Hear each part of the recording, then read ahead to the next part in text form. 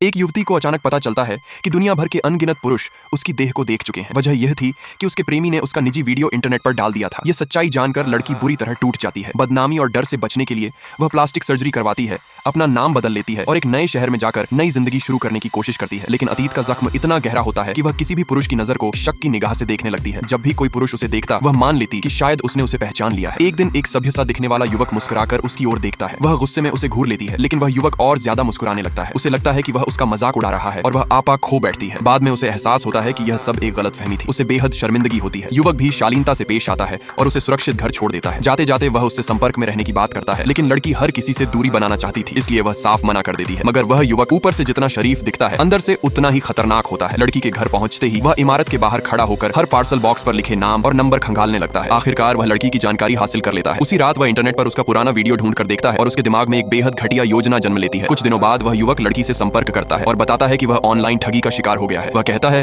कि उसकी जिंदगी बर्बाद हो चुकी है, उसकी प्रेमिका ने उसे छोड़ दिया है, वह नौकरी और परिवार किसी का सामना नहीं कर सकता। उसकी बातें सुनकर लड़की को अपनी ही पीड़ा याद आ जाती है। सहानुभूति में आकर वह उसे अपने किराए के कमरे में ठहरने देती है और उसकी बातें सुनती है। दोनों एक दूसरे के जख्मों को समझने लगते हैं और धीरे धीरे रिश्ता गहराने लगता है। लड़की को लगता है कि वह फिर से जिंदगी में आगे बढ़ पा रही है। वह भविष्य के सपने देखने लगती है और उसके साथ किसी और शहर में नई शुरुआत करना चाहती है। लेकिन युवक टाल मटोल करता रहता है, संदेश छुपा कर पढ़ता है और मोबाइल उल्टा रख देता है। लड़की को शक होता है। एक दिन वह चुपके से उसका फोन देख लेती है और वहां उसे शादी के निमंत्रण संदेश दिखते हैं। एक पल में उसके सारे सपने टूट जाते हैं। उसे समझ आ जाता है कि वह सिर्फ एक मोहरा थी। जब वह सवाल करती है तो युवक उल्टा उसी पर आरोप लगाने लगता है। गुस्से और घबराहट में वह लड़की का गला दबा देता है जब तक उसकी सांसें थम नहीं जाती। इसके बाद वह सबूत मिटाने के लिए उसके कमरे में आग लगा देता है और खुद को बचा लेता है। वह कानून की पकड़ से तो बच जाता है, लेकिन बाद में उसे पता चलता है कि वह एक गंभीर बीमारी से ग्रस्त हो चुका है। वह यह सच अपनी मंगेतर से छुपाता है। कुछ समय बाद एक काले कपड़ों में व्यक्ति उसके घर आता है और खुद को पुलिस अधिकारी बताता है। वह उससे सख्ती से पूछताछ करता है। युवक अपनी चरित्रहीनता तो मान लेता है, लेकिन हत्या से इनकार करता रहता है। तब वह अधिकारी यातना देकर सच्चाई उगलवाता है और सब कुछ स्वीकार करवा लेता है। अंत में वह अधिकारी घर में आग लगाकर सब कुछ दुर्घटना का रूप दे देता है और चुपचाप वहां से निकल जाता है। जब असली पुलिस जांच के लिए पहुंचती है, तब तक सब कुछ खामोश हो चुका होता है।